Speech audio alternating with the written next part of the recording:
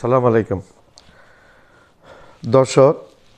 জুলাই আগস্টে এই ফ্যাসিস্ট গত 2024 সালের জুলাই আগস্টে ফ্যাসিস্ট শেখ হাসিনা যে হত্যাযজ্ঞ চালিয়েছে ছাত্র জনতার উপর, তারা তো অস্বীকার করে। তারা এই পর্যন্ত বলেছে তারা এগুলা কোনো কিছু করে না, এগুলা ডক্টর ইউনূস নাকি হত্যাযজ্ঞ চালিয়েছিল, এভাবে আওয়ামী লীগে মিথ্যা কথাবার্তা বলেছিল। এখন কী লাভ? সত্যের ধর্মের কল বাতাসে না, সত্যের প্রকাশ হবেই হবে। মিথ্যার জয় নাই, সত্যের জয় আছে, এটা একটা কথা আছে আমাদের। তো সেটা সত্যেরই জয় হলো। জাতিসংঘ মানবাধিকার কমিশনের কাছে যতগুলো অভিযোগ পড়েছে, যতগুলো ডকুমেন্টস জমা হয়েছে জাতিসংঘ মানবাধিকার কমিশনের কাছে, প্রত্যেকটা এভিডেন্সের বিপরীতে তদন্ত করতে এসছে জাতিসংঘ সে মানবাধিকার কমিশনের চেয়ারম্যান। এসে উনি যে একটা রিপোর্ট পেশ করেছেন এবং রিপোর্ট প্রকাশিত হয়েছে জাতিসংঘ সদর দপ্তর থেকে, মানবাধিকার কমিশন থেকে 133-34 পৃষ্ঠার একটা বই আকারে প্রকাশ হয়েছে। সেখানে উল্লেখ করেছে জুলাই আগস্টে শেখ হাসিনা বর্বরতম হত্যাকাণ্ডের ব্যাপারে, এবং বলেছে এই হত্যাকাণ্ডের নেপথ্যে সরকারের সর্বোচ্চ পর্যায় থেকে নির্দেশ এসেছিল, অর্থাৎ শেখ হাসিনা নির্দেশে এই সমস্ত ঘটনা ঘটেছে। ভারতীয় মিডিয়াগুলা এবং আওয়ামী লীগ যে মিথ্যাচার প্রচার করে, এখন সেই প্রচারের মুখে ছাই পড়ে গেছে জাতিসংঘের রিপোর্ট বের হওয়ার ফলে হাসিনার বিপক্ষে। 134টা দেশ নাকি ভিসার জন্য অ্যাপ্লাই করতে পারবে না স্বৈরাচারী শেখ হাসিনা।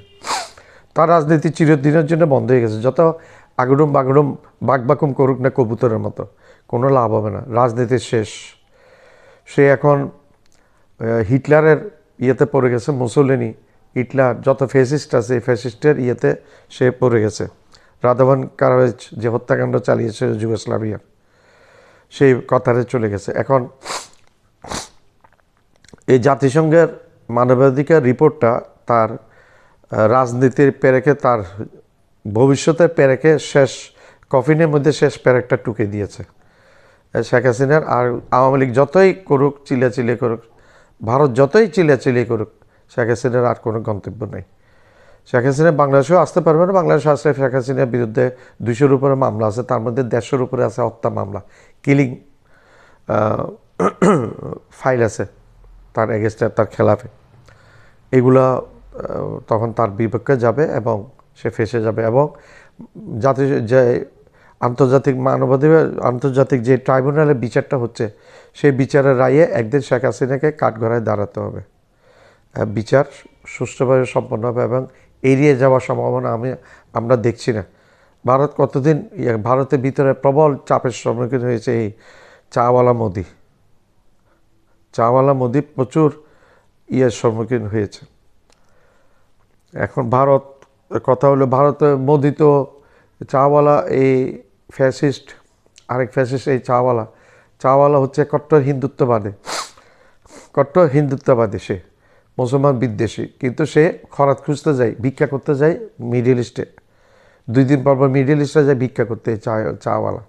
এদিকে মুসলিম নিধন করে আর 2 দিন পর যায় মিডিল ইস্টে ভিক্ষা করার জন্য এই চাওয়ালা। তার কাজই হচ্ছে এটা।